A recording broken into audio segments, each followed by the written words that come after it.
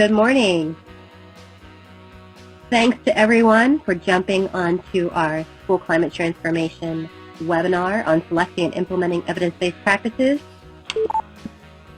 This is just one of a series of webinars right now in the chat pod. I'm going to show you where that is.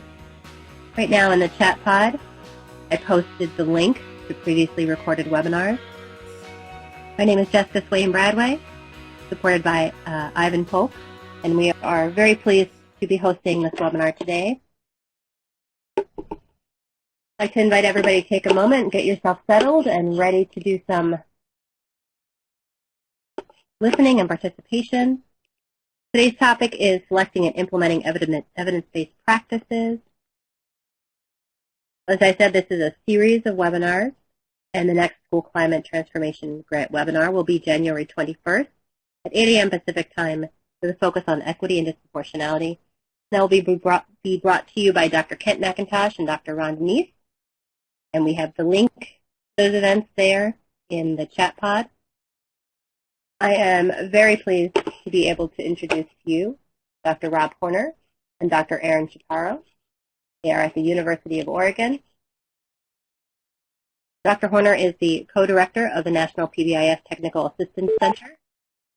He's also a professor of special education at the University of Oregon.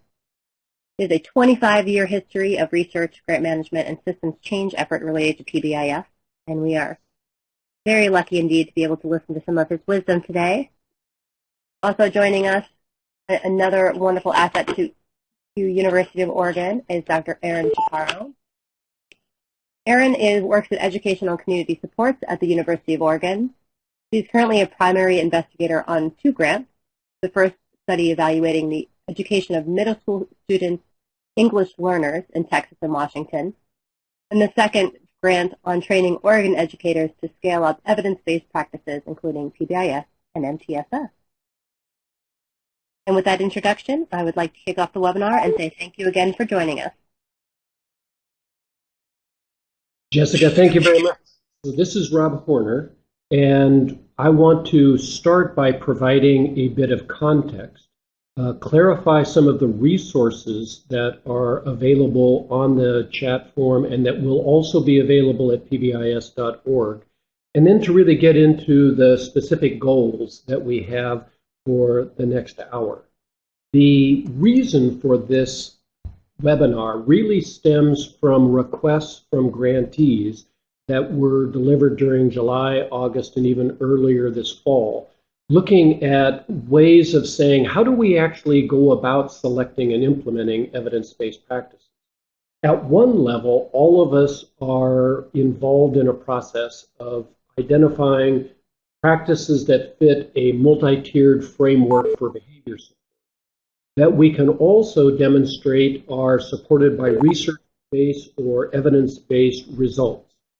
The interesting thing is that when you look at the reports from different grantees that have come in so far, the vast majority are actually already launched on Tier 1 supports.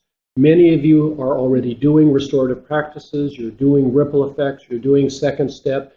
About 70% of you are doing some form of PBIS. But an interesting question that we kept coming back to was, while many grantees, both state-level implementers and district-level implementers, are fairly comfortable with where they're going with Tier 1, we got a large number of requests for how to actually gear up and implement Tier 2 and Tier 3 supports, recognizing that if you're really going to do a multi-tiered system, this needs to be something that really fits. Now, part of what we're hoping to do in this webinar is to provide some guidance that will fit both the needs of SEAs that are moving forward and the needs of LEAs. One of the real challenges that we've got is within education, there's been growing concern that many of the practices that are being used, practices around math and reading, and most definitely around behavior support, actually are not evidence-based. We're implementing, in some cases, things that the research base actually would tell us are not likely to be effective.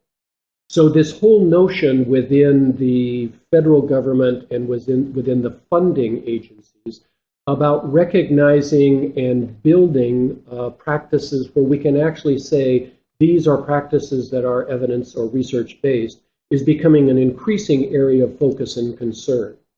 Now, resources that you're going to have available for those of you at states, those of you and SEAs who have school climate transformation grants, we've added a document of adopting proven practices that the State Department of Education adopted several years ago. It's been going through evolution, but we thought that sharing this as an example of a state's effort to really recognize the whole notion and importance of evidence-based practice was going to be helpful. We also want to emphasize that it's not just going online and saying, what's a practice that's evidence-based? It really is going through a process of selecting a practice that both is a good fit and is one that is likely to be efficient and effective. And one of the nicest strategies or tools that we found is the hexagon tool that was adapted by Dean Fixon, Karen Blasey, and their staff at the National Implementation Research Network. So we've added a link with that tool, and Aaron will be walking through demonstrations of using that tool. We've also provided citations for those of you looking at evidence related to math practices, literacy practices, and PBIS practices. So these are things that you've got available that you can actually move forward with, and there are different elements that you can draw from. The goals for the next 50 minutes are in part driven by work that's being done in a number of different universities and a number of different states, quite frankly, around focusing on how we can best adopt and implement practices that are research-based or evidence-based. So one is we've learned that everyone wants to leap into the whole notion of evidence, whereas the first thing you have to be careful of is actually defining a practice. One of the cul-de-sacs or problem directions that people have gotten into is to focus on the research without focusing first on what the practice is. So one of the things we want to do is start by saying, how do you actually define a practice? And some work by Brian Flay, and especially help from the Council of Exceptional Children, has been very practical and useful in that regard. Then we want to say, okay, there are about 13 different models for saying what is evidence-based. And we want to walk through what we're seeing as being the most practical and effective, but in part give you the foundation and the citations for looking at that. A big portion of what we want to do is to suggest that the real goal is to document how does a state or a district or even a school go about selecting a practice? How do you use a team-based process that gets you to the point of putting that together? So we're going to use Oregon as an example of one state that did that interestingly and actually developed a standard operating procedure. They moved away from the use of the word evidence-based, but they did use the term proven practice. So this, for those of you who are managing either very large districts or states, this is intended for you. The hexagon tool is one that we have used in many different contexts, both with schools and definitely with districts. So Aaron will walk through doing that, and we want to provide examples that you can then use on your own. All right. So those are the goals that we've got. We will definitely take time during the webinar to try and answer questions online. So those of you who have something that is not making sense, please feel free to enter your question on the chat box, and one of us will try and respond. The other thing that we hope to do is to take about the last 10 minutes of the webinar for a more collective discussion related to questions that come up.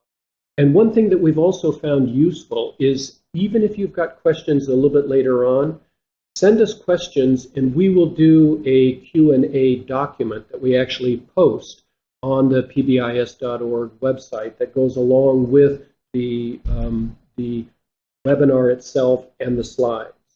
So with that as a starting point, let me give a little bit of context. The whole notion of evidence-based practice comes not really out of education, but really from the practice of medicine. And in the early 70s and 80s, the notion of really documenting evidence-based practices in medicine became something that was increasingly adopted. It was really only about the turn of the century that education got on the evidence-based bandwagon and started looking at saying, this is something that clearly is a direction that would fit our interest, our philosophy, our perception of how education should operate. Interestingly, it is not controversial to propose that the practices used in education should be evidence-based. What is controversial is the way in which we identify it, identify what evidence is. There's very little debate on the fact that we should use things that work.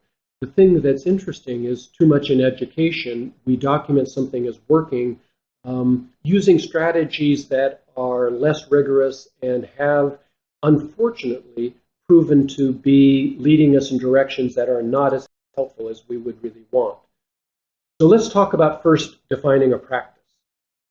The notion of a practice is an educational practice is a procedure.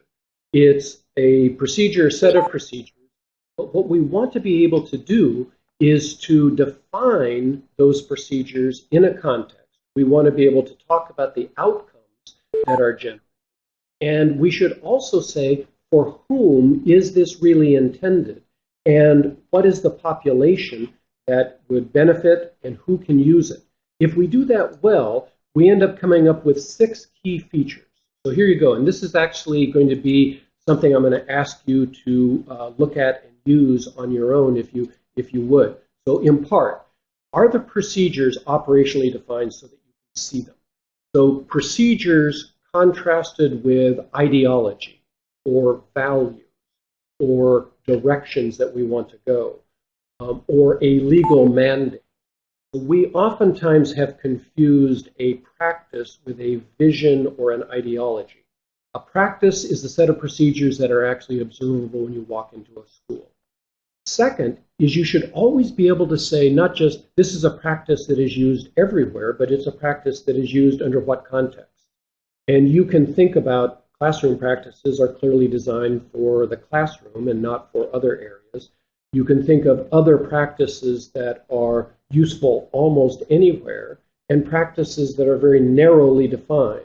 So if you're going to define a practice, 1, you can say what it is. 2, you can say where it's used.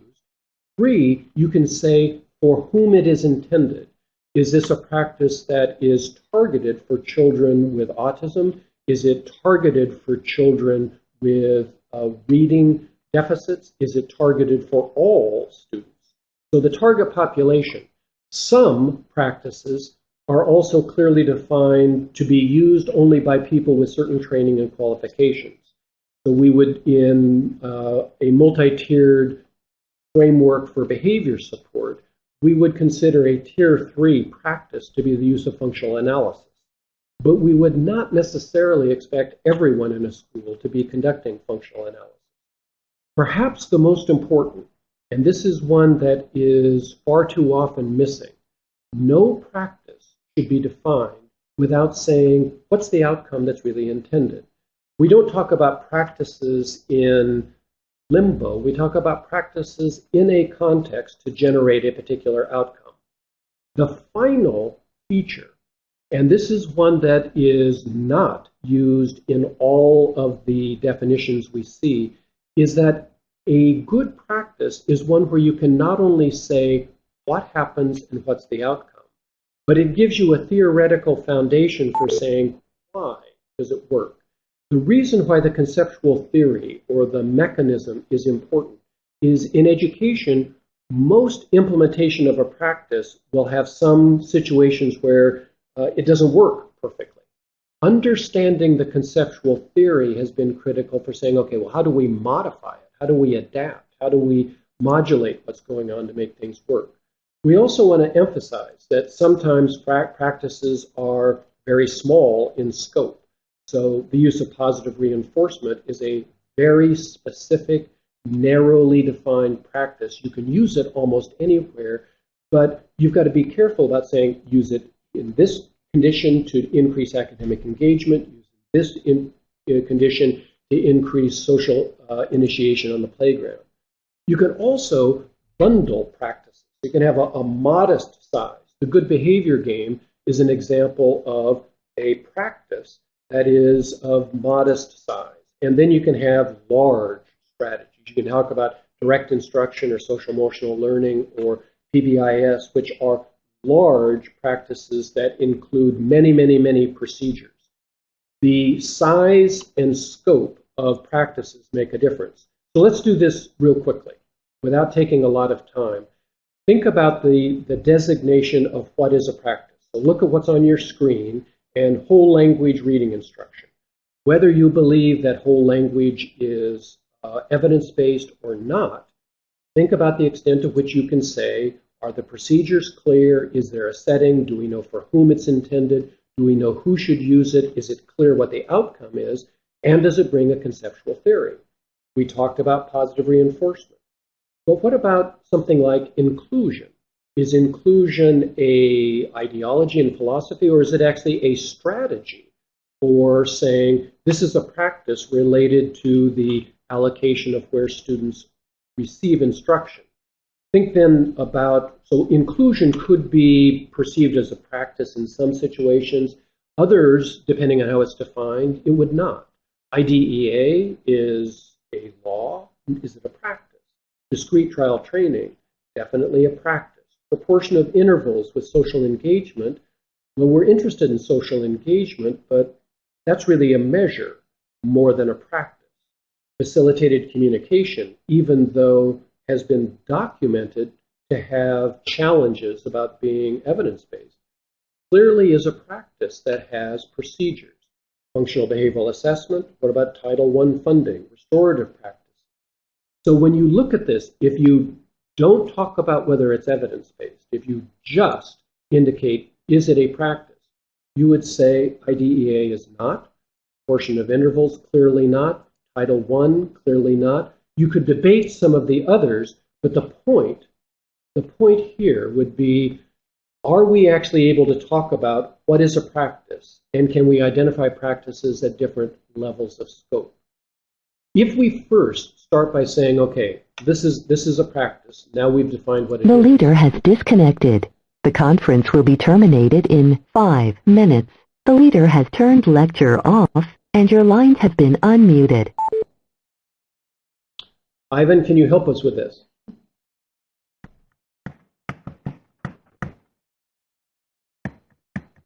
Bob and Aaron, and to all of our attendees, thank you so much for being patient. The call line is not behaving very nicely, and so people calling in on the call line are having a hard time hearing at all. And so Ivan and I are troubleshooting on that, and I think, Robbie, you can keep moving forward, and we will be working on this and hopefully can resolve it very quickly. So my understanding at this point is some people can hear us, but some people are having difficulty hearing us? That is correct. Folks using the dial-in telephone conference.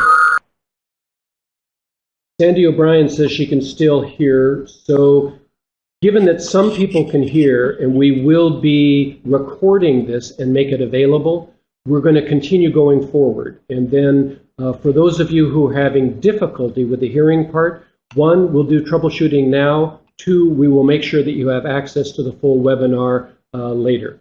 All right. So the place we're at right now, we've documented what a practice is. Part of what I want to say is now we want to really say, is it evidence-based?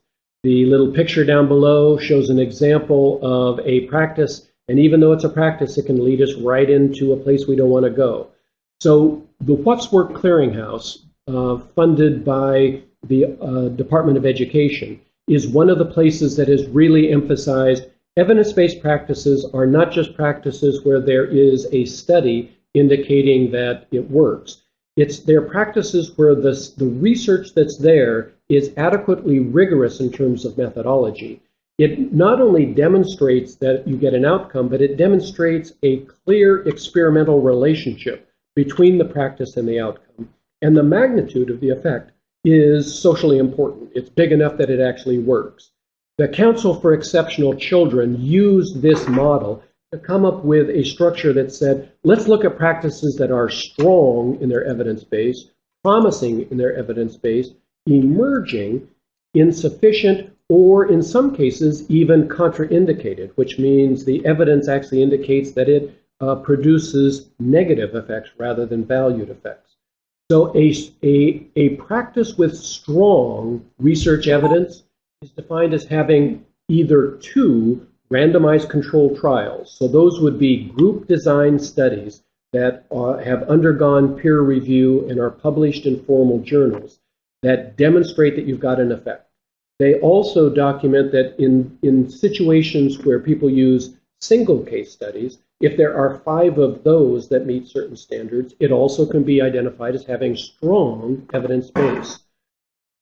We want to recognize that lots of good ideas in education don't meet that standard, but are still very promising. So for example, if there's one study or one randomized control study or 1 to 4 single case studies, that would be identified as being promising. That would be an encouraging demonstration. The leader has turned lecture on, and your line will remain muted until the conference leader unmutes your line.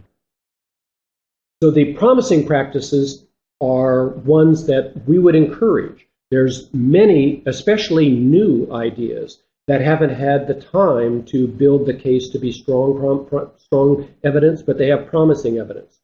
Emerging is a situation where there's a good conceptual theory and there's evaluation data demonstrating that the outcome is possible, but there is not research demonstrating a clear, unambiguous relationship between the practice and the outcome.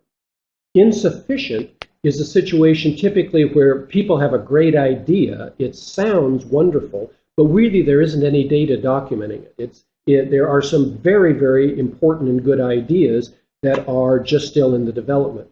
Contraindicated is where there's actually data documenting that what people are proposing doesn't actually work. So one of the things to keep focused on is emerging in the field right now. There are more discussions about how to publish and share negative effects. We'll come back and talk about that at another webinar.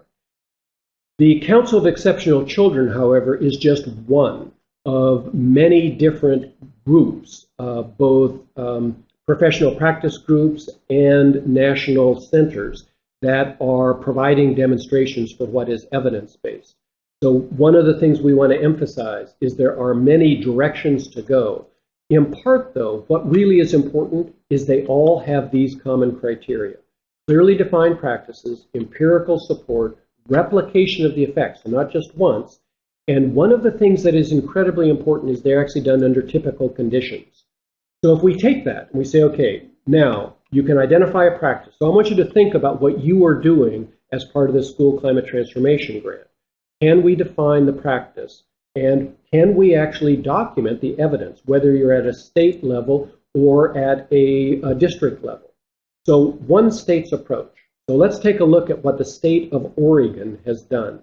The state of Oregon wanted to say, let's break up and use this emerging, promising, or they, instead of using the word evidence-based, they felt that was too science-oriented. So say, let's talk about emerging, promising, and proven practices. And rather than developing a policy, they built what was defined as a standard operating procedure. This standard operating procedure has... The leader has turned lecture off, and your lines have been unmuted. One is, they talked about emerging practices as having 4 features. 1, sufficient in scope.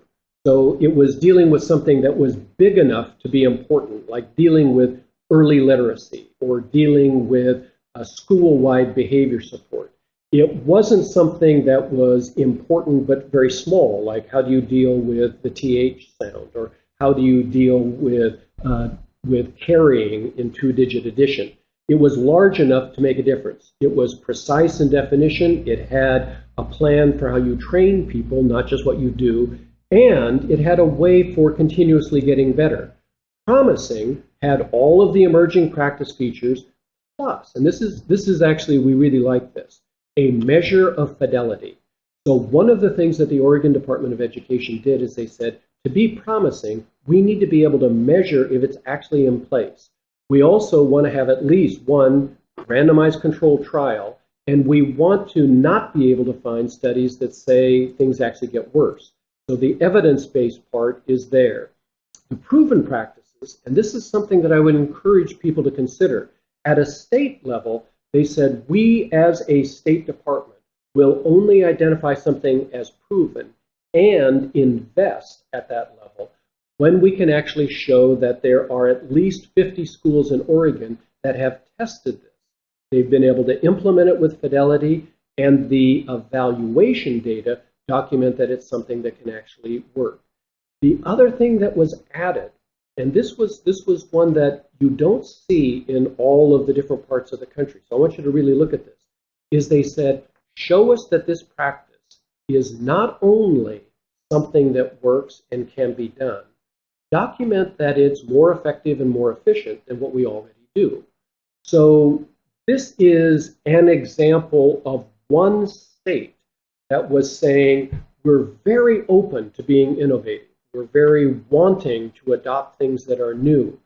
But if you're going to ask the state to invest, you need to be able to show that it's got all of the features of an emerging and promising practice.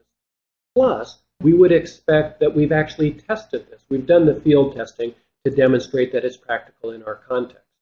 So one of the ways you could do this is look at PBIS. So if you take school-wide positive behavior interventions and supports, it fits the multi-tiered framework. But one of the things that's important is for PBIS, you really should start and say, well, let's only take Tier 1. So if you look at the Tier 1 practices of defining, teaching, monitoring, rewarding behavioral expectations, building clear consequences that put problem behavior on extinction, using data-based decision-making, incorporating the bully prevention strategy, and embedding family engagement practices. If those are Tier 1, to what extent are those actually related to functional outcomes? Here is a list of randomized controlled trials that actually have examined Tier 1 PBIS. And so we can actually say that you get these outcomes.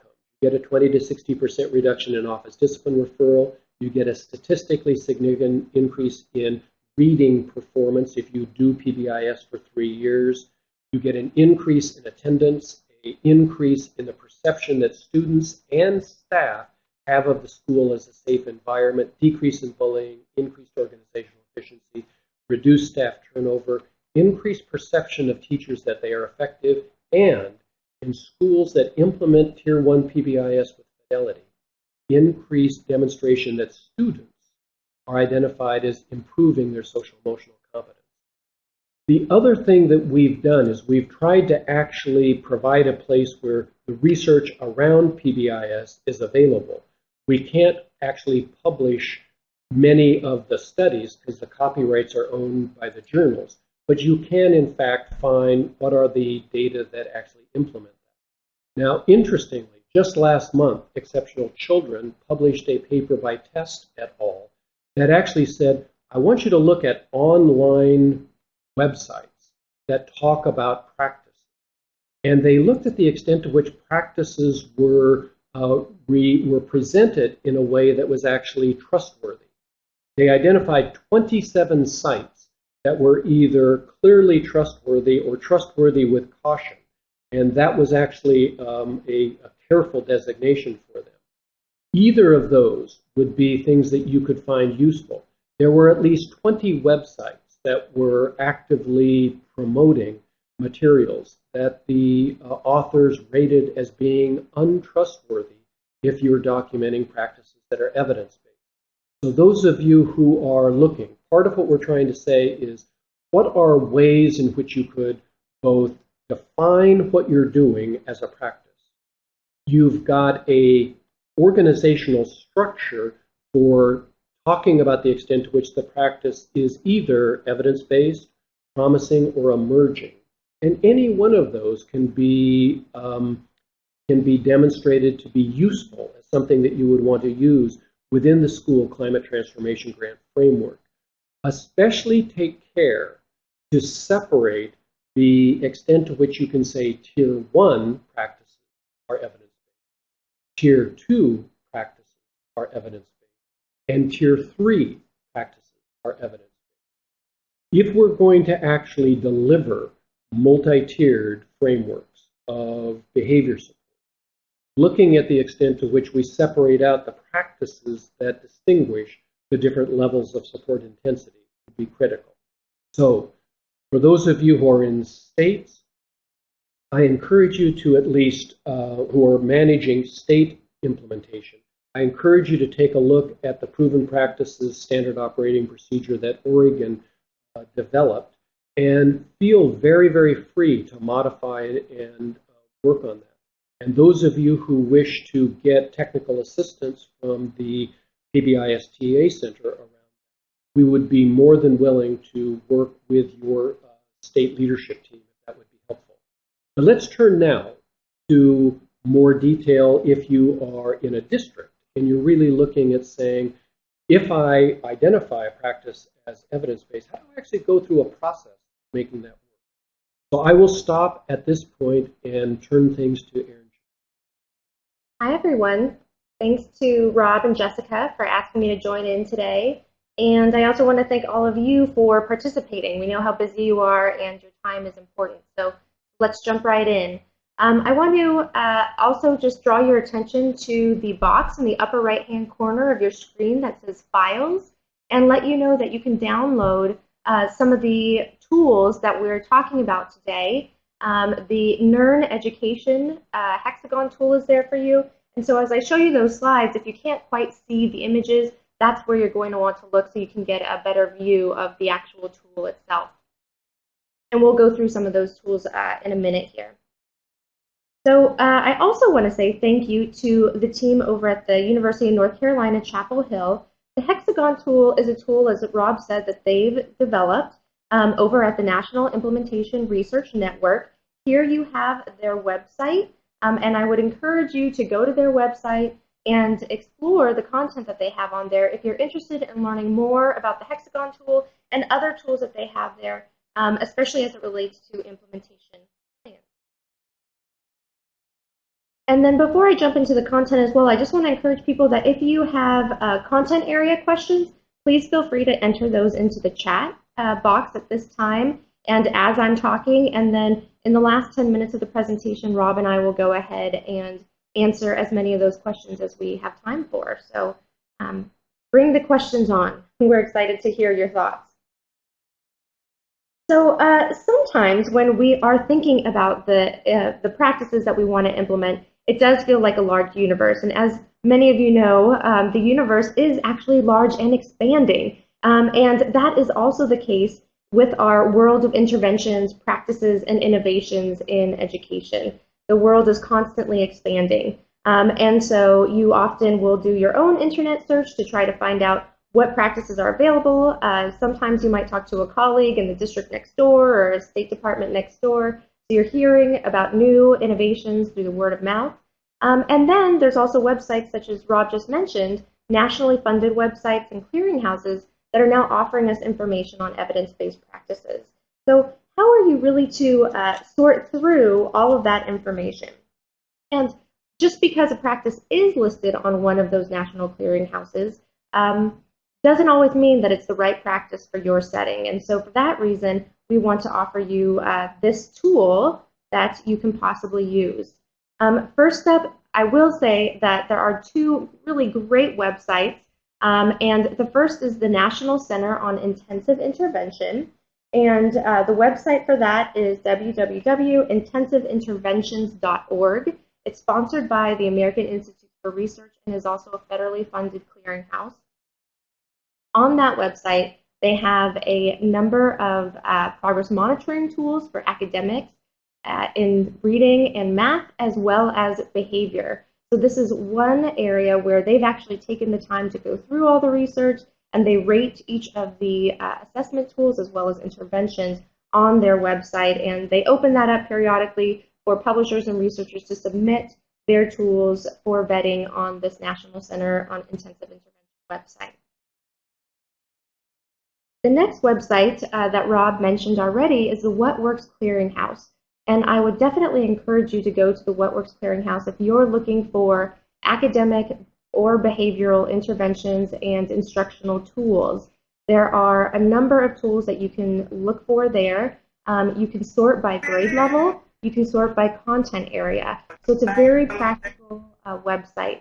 In addition to being able to look at specific interventions, you can also download some of their practice guides. They call them the IES practice guides, and there they have specific areas where you can look for example, they have one practice guide on encouraging girls in math and science. And so they'll basically summarize the research in that area. So that's another way for you to gather information to figure out what might be a positive direction for your system to move into. But like I said, sometimes those websites don't have all the information because they don't know your context. They don't know the resources that you have available within your state, within your districts. So that's where the Hexagon tool comes in. The Hexagon tool, there are two versions of it that I'm showing here on the screen. One is specific for education, and the other is a more general tool that could be used in other settings like juvenile justice. Definitely school climate fits within the education tool, so I would encourage you to use that one. They both will do the job of helping you to identify different practices that are helpful, and they do have that evidence-based, but that they have the other pieces that we're looking for. And let me show you a little bit more about what I mean. So this is just a quick snapshot of the actual Hexagon tool. I know that you can't read all of this in detail, and so that's why I would encourage you to download the file that you have up there in your upper right-hand corner. But it gives you the overall vision that the Hexagon tool is truly a hexagon, that all of these pieces come together to create the hexagon, and it is not a complete process without one of the pieces of the pie here. The Hexagon tool was developed to be implemented in the exploration phase of implementation. So ideally, your state or your district is using this tool in the early stages of exploring what types of interventions, innovations, practices your system should be implementing. On the left-hand side, they give you a little rubric there that we'll take a closer look at as well. But you can see the broad areas here starting at the top. We're looking at the need within your system. We're looking at how the practice fits within your system. We're looking at the resources that you have available to support the new practice. Of course, we're always interested in the evidence that exists to show that your practice is effective in similar settings. We're also interested in looking at the readiness within your system, and then also the capacity to implement the new practice. So those are the 6 evaluation factors that you'll be going through as you use the Hexagon tool. And you'll rate each of the 6 areas as high, medium, or low, depending on your system. Again, here's just a slightly closer look. You can see that attached to each of the pieces of the pie there, you also have prompts under each one of them. So if you can't remember exactly what capacity means, there's prompts right under there to guide you in what are the types of questions you should be asking within that area. So let's go ahead and take a closer look at each of these areas. And specifically, I'd like to really be thinking about literacy in particular. So here first is the exploring need and fit of an evidence-based practice. So in the need area, we're looking to show, to identify data that demonstrates the efforts would meet specific need within the district. So does your data tell you that you need to adopt a new core curriculum because student outcomes aren't there? The teachers are saying that the tools or the resources that you currently have are outdated. So the example, another example of that might be maybe low attendance. You could look at your attendance data, but always look at your student performance data in specific content areas. when you're looking at the fit of a new evidence-based practice, you have to identify what are the priorities within your system, whether you're at the state system or at the district level. You have to look at the implementation structures that you currently have in place. You also want to be aware of other initiatives that are being implemented. You want to be wary of implementation overload. You don't want your resources to be stretched too thin. But really, you also have to consider, what are the stakeholder values? Is this an evidence-based practice that our stakeholders will support and feel comfortable with? An example of a question that you might ask at this point is there already an existing program at this level that we would be contending with or that we would be complementing? So those are examples of fit type questions. The next two areas are readiness and resources. So first, readiness for replication. Here you're really exploring the capacity for your external and internal training and coaching. So which experts are available within your state or within your district to help you implement this practice? And are there external experts that can come in and support you? Under the readiness for replication area, you're also looking for model demonstrations. So are there other states that have implemented this practice? Are there other districts where you can visit and see the practice being implemented? And as Rob mentioned earlier, you want to make sure that this program, whatever practice it is that you're adopting, is a proposed program, is well defined. So you want to make sure that you know all of those pieces. It's got the manual. You know the who, the what, the when, the where, the why, and the how as really the implementation piece. So an example question that you might ask in readiness for replication is, does someone within the district have expertise in this area? Or is there someone within the district that's willing to be trained and could be an expert pretty quickly with just a little bit of training? The resources section of the Hexagon tool is pretty straightforward. Here we're really contemplating the time, the people, the funds available, but we also need to consider the data systems we have available, the materials we have available, and who's in place to actually support the implementation, or what administrative support do you have. So an example question here is, are there enough funds to purchase all the materials that define the proposed program? Many times that we've been working with, say, an individual school, and they were interested in adopting a new intervention program, reading intervention for their middle school students, and they could only afford to buy some of the intervention materials. So that would be a case in which, if they went through the Hexagon tool, they would see that they didn't quite have enough resources to meet the needs, to make sure that the intervention was going to be implemented with the highest level of fidelity. The final and sixth area of the Hexagon tool is evidence. You want to make sure that the proposed practice that you are looking into has the evidence that really supports not only that you will get the desired impact across settings, but also across a wide range of implementation factors and contexts. So here, under evidence, you're going to consider the source in which you're identifying the evidence, so like those websites that we mentioned, other research studies. Certainly the pbis.org is a great place to receive information like that. But you also want to make sure that there's a proven track record to improve outcomes and that there's converging evidence across multiple settings. I do a lot of work with English language learners, and so although we may find an intervention that's effective for all students, if it hasn't been tried out with English language learners, then I'm going to be asking a few more questions to see how and how likely it can be adapted and if we would get the same desired impacts.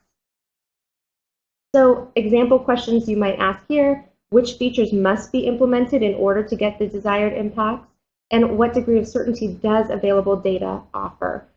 So that just gives you a sense of the 6 areas of the Hexagon tool. So here's a literacy example. And again, you do actually write in a score for each of the areas. So generally we think of them as high, medium, and low. So here's just a quick example for you. and based off of a district that I worked with where we were looking to adopt a new literacy core curriculum. So first we looked at need, and this district in particular said the materials that the school was using, or the district was using, was pretty outdated. People weren't using it. It had been there for so long that pieces of the core curricula were missing. They didn't have all the tools available. They also looked at their student outcome data, and their student outcome data had reached a plateau. They were no longer increasing. And so concerns, and really could verify that there was a need within the district for a new literacy core curriculum. Then they looked at fit, which includes, what their internal district priorities are and what their values are. And so in this case, they were able to report that teachers were asking for new and current materials, ones that were aligned with the Common Core state standards, and that the teachers really had an interest, so their value was in working together across the district to implement a new program. The next area, they looked at resource availability. So, really thinking about how much money is this going to take, how much training is this going to take, what data systems do we have in place to support an adoption. And so here they really ask questions like, how much will an adoption truly cost beyond just the materials? And how will we make time for teachers to attend the necessary professional development, for them to be coached, and to plan with the new materials? So there they rated themselves a 2 because they realized they didn't have all of those pieces in place. Then moving forward to capacity to implement, they asked the question, what's our process to establish buy-in for those teachers that aren't necessarily totally on board and are feeling pretty comfortable with their older materials? How will we get them interested in this process?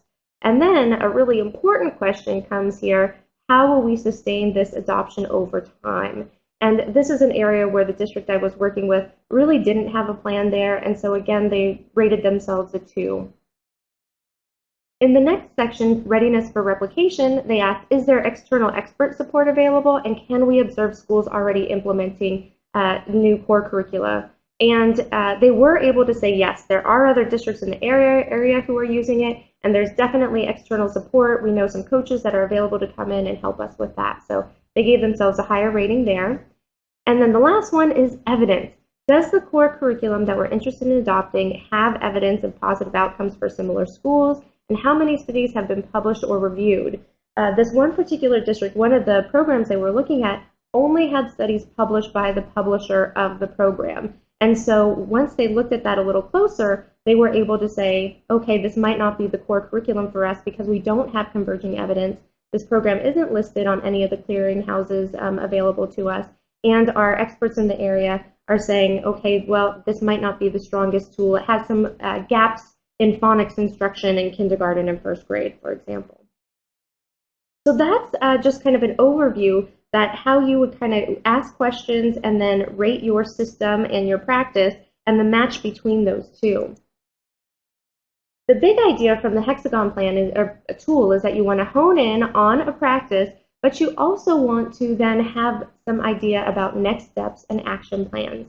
Because the two areas where we rated the lowest were resource availability and capacity to implement, this is where the district really spent some time building a plan. So 1, for long-term training of new staff, 2, for extra teacher planning, and then also establishing the technology supports needed for fidelity monitoring. Under capacity to implement, they identified that they needed to establish FTE, or actually designated time for ongoing coaching. They wanted to build a plan for ongoing coaching and a plan for fidelity monitoring. So before they even made that purchase, they really had to start thinking about what are all the pieces that we're going to need to be in place in order to make sure that we buy the materials, but that we do a good job of implementing these high quality materials that we've purchased. So with that in mind, I'd like to ask you to just reflect on your PBIS practices as well as your school climate practices. What exploration steps have your district gone through, or since many of you are from the state level, has the state gone through and done a thorough job of completing? And what steps could you go back to and complete to strengthen the buy-in and the readiness for implementation of your practices? Say you've already chosen to implement a specific practice, but now after going through the hexagon tool, you realize that you haven't made in place or as much fidelity monitoring as needed in place. And so you want to go back and build a plan for those areas.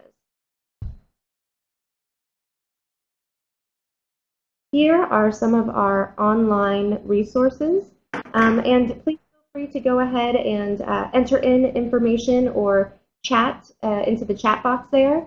You can answer the question about some areas that you think maybe are gaps within your current implementation of your universal systems, but then you might also share with us how you could see using the hexagon tool to explore those Tier 2 and Tier 3 practices that Rob mentioned earlier.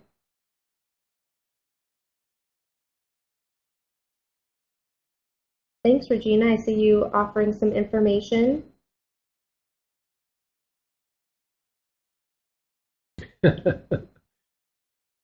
Regina, this is Rob. I laugh only because you write that you wish we'd had the process before we wrote the grant. The number of times that we wished we would have gone through something before we wrote a grant is very large. So you're in very good company, I think, with that. The steps that we would recommend, now is really the time, especially when you're thinking about Tier 2 and Tier 3, to back up and actually go through that process. Because I think you will find that it actually is helpful for decisions you've already made in terms of looking at putting them in place, as well as looking at how you're going to move forward with selecting the Tier 2 and Tier 3 elements.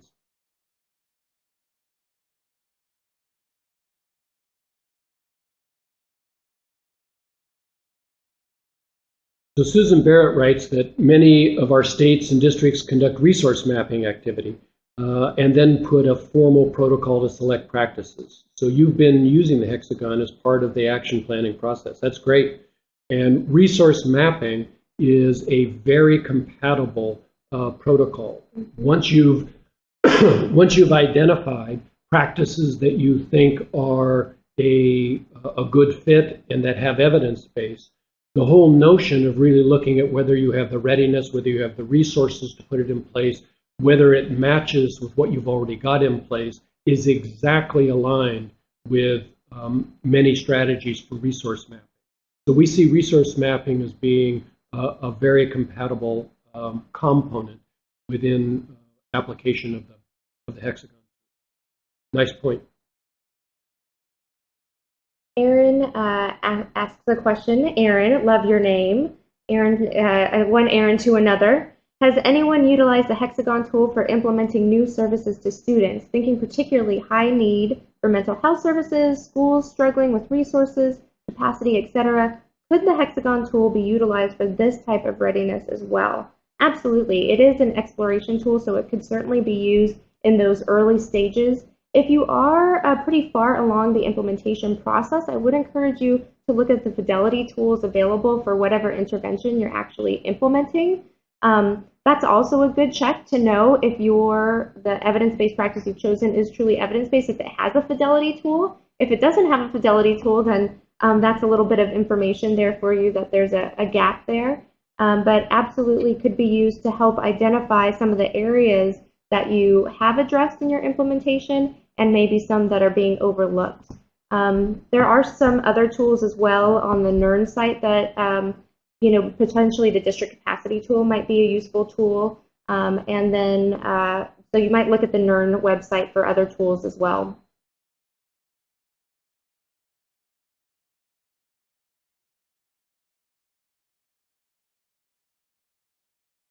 Thank you.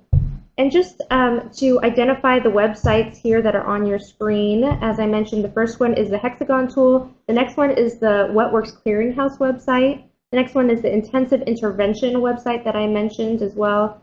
RTI for Success is no longer being updated, but it has a lot of really great information about implementing RTI or MTSS. Of course, you know the pbis.org website. I added the Coloring Colorado website, which is specifically targeted towards English language learners and in literacy. So that's one that's very helpful. Actually has a lot of really helpful parent tools as well. And then there's the culturally responsive PBIS website that we've added there as well. So these are just a few places that we know and trust. And then I would also encourage folks to look at that CEC article that Rob mentioned too.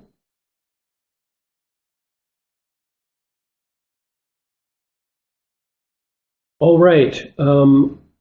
Given that we're not getting additional questions, here's basically where we stand. Our goal today was, one, to give some help in terms of how, as your teams go forward, you take care, and we really recommend taking care to identify a practice clearly.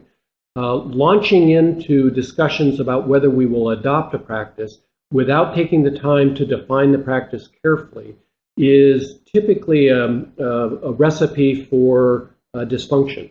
So define the practice carefully, take a look at the literature, and there are a number of websites and a number of organizations that are available to help summarize websites. So you should not feel that you've actually got to go back and read all the randomized controlled trials. You should be able to get that either from the pbis.org website, from us, or from other sources. The real thing that we wanted was to take this notion of selecting evidence-based practice and put it in a context that state decision makers or district decision makers could use. So we've tried to select what we thought were at least an example in each case of a direction that you could go. Give this a try. If there are ways that we can be helpful, please let us know. We will post the slides and this webinar on the pbis.org website. We will also include the resources that are now available for downloading, so you'll be able to have that. And we encourage everyone to be also prepared for the January 21 webinar that Kent McIntosh and Rhonda Neese will do on equity and disproportionality. So we wish you well as you enter the holiday seasons, and we thank you very much for taking the time being with us this morning. Goodbye. Thanks, everyone.